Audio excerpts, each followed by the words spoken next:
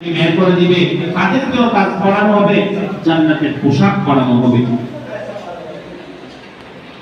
তো সেজন্য এই কোরআন আমাদেরকে আখিরাতের যে আসল জীবন রয়েছে সেই জীবনে আমাকে নিজেকে, আমার পরিবারকে, আমার মা বাবাকে সম্মানিত করবে।